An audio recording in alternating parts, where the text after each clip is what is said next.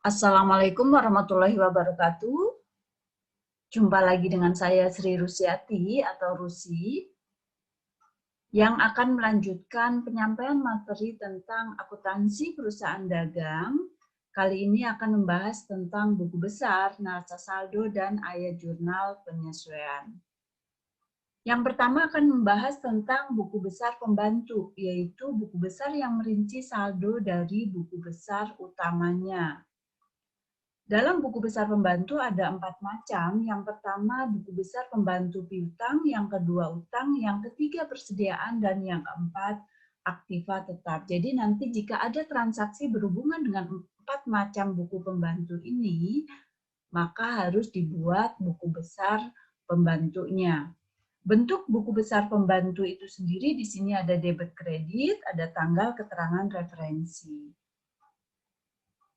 Proses pencatatan buku besar pembantu itu sendiri dapat dilakukan dari bukti transaksi langsung ke dalam buku pembantu atau dari jurnal khusus, di mana di pertemuan sebelumnya kita sudah membuat jurnal khusus untuk memperjelas atau agar dapat mudah dipahami. Saya ingin tampilkan lagi jurnal khusus yang sudah dibuat, apakah terjadi transaksi dari keempat macam tadi.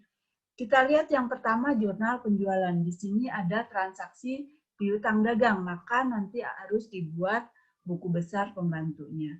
Yang kedua jurnal khusus pembelian. Kita lihat ada transaksi hutang dagang, itu juga perlu dibuat buku besar pembantu. Tapi saya di sini akan memberikan contoh satu saja, yaitu tentang buku besar pembantu piutang dagang. Kita lihat lagi jurnal khusus penerimaan kas dan pengeluaran kas. Di sini kita lihat tidak ada transaksi yang berhubungan dengan 4 macam tadi, maka tidak perlu dibuat buku besar pembantu.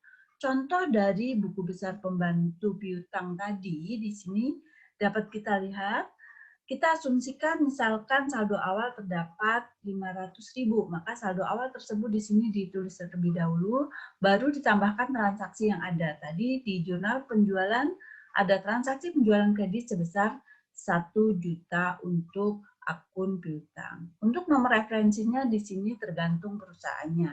Ini hanya contoh saja. Debit kredit dijumlahkan, di sini kebetulan kreditnya tidak ada transaksi. Jika ada transaksi juga harus ditambahkan. Debit kredit diselisihkan sehingga memperoleh selisih saldo akhir 1.500.000. Itulah contoh dari buku besar pembantu. Posting dari jurnal khusus ke buku besar di sini juga harus dilakukan. Setelah semua transaksi dicatat dalam jurnal khusus, rekapitulasi, maka langkah selanjutnya memindahkan ke dalam buku besar secara berkala pada akhir bulan. Nah, di sini rekapitulasi pertemuan sebelumnya sudah dibuat. Di sini saya tampilkan kembali dan saya akan memberi contoh hanya satu akun saja. Pada prinsipnya semua akun di sini harus dibuat buku besarnya. Transaksinya harus diposting semuanya ke dalam buku besar.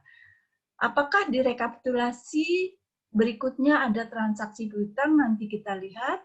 Di jurnal pembelian tidak ada, di jurnal penerimaan kas, pengeluaran kas tidak ada, dan di jurnal umum terdapat transaksi piutang 1 di sebelah kredit. Maka kita lihat posting jurnal khusus tersebut ke dalam buku besarnya, dapat kita lihat, kita tulis terlebih dahulu nomor rekeningnya, yaitu untuk piutang dagang. Jika diasumsikan saldo awalnya ada 2.500.000, maka ditambahkan dengan transaksi yang ada di jurnal penjualan tadi, yaitu di debit 1 juta dan kreditnya dari jurnal umum 100.000. Diselisihkan total debit dan kredit sehingga menghasilkan saldo normal 3.400.000 yang akan dipakai sebagai saldo awal di bulan berikutnya. Saya lanjutkan ke ayat jurnal penyesuaian atau adjusting journal entry. Di sini pada prinsipnya perkiraan-perkiraan yang memerlukan penyesuaian pada perusahaan dagang dan perusahaan jasa itu adalah sama. Perbedaannya di perusahaan dagang ada tambahan perkiraan yaitu persediaan barang dagangan. Dalam pencatatan metode penyesuaian di sini ada 2 cara. Yang pertama adalah metode ikhtisar rugi laba. Persediaan awal dan persediaan akhir harus di jurnal masing-masing. Kalau menggunakan metode ikhtisar rugi laba, jurnal persediaan awal 1 Januari, yaitu debitnya ikhtisar rugi laba, kreditnya persediaan barang dagang awal. Jurnal persediaan barang dagang akhirnya, debitnya persediaan barang dagang akhir, kreditnya ikhtisar rugi laba. Tinggal untuk memudahkan mengingat, kalau persediaan awal ikhtisar rugi labanya debit, kalau persediaan akhir ikhtisar rugi labanya kredit. Metode yang kedua adalah metode harga pokok penjualan. Di sini juga harus di jurnal persediaan barang dagang awalnya dan akhirnya. Untuk memudahkan mengingatnya juga, kalau jurnal persediaan barang dagang awal, harga pokok penjualannya di debit. Kreditnya tinggal tergantung transaksinya. Pembelian, biaya angkut pembelian, persediaan awal. Tapi debitnya harga pokok penjualan. Yang kedua, persediaan barang dagang akhir dengan menggunakan metode harga pokok penjualan. Nah, harga pokok penjualannya di sini semua dikredit untuk persediaan akhir. Debitnya apa? Retur pembelian, potongan pembelian, dan persediaan akhir. Itu untuk mudah mengingatnya. Saya lanjutkan lagi ke contoh membuat ayat jurnal penyesuaiannya. Di sini ada neraca saldo perusahaan dagang Dwi Hafid tanggal 31 Desember 2010 dengan total 897.850 debit kredit sama. Ada kas, piutang dagang, persediaan, dan sebagainya. Transaksi data penyesuaian yang terjadi, yang pertama adalah dikatakan bahwa persediaan barang dagang yang ada pada akhir periode 20.500. Di sini dicatat di jurnal, persediaan awalnya di jurnal, persediaan akhirnya di jurnal. Persediaan awal tadi ada 27.500, maka jurnalnya ikhtisar rugi laba, kreditnya persediaan barang dagangan 27.500. Untuk jurnal persediaan akhirnya, debitnya persediaan barang dagangan, kreditnya ikhtisar rugi laba 20.500. Data penyesuaian yang kedua adalah advertensi dibayar di muka. Jurnalnya advertensi dibayar di muka akunnya karena belum ada, maka dibuat baru. Kreditnya biaya advertensi sebesar 1.500.000.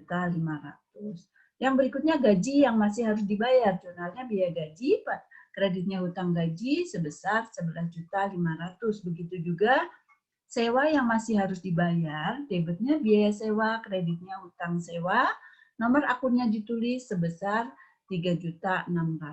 Untuk akun-akun yang belum ada di sini dibuat akun baru.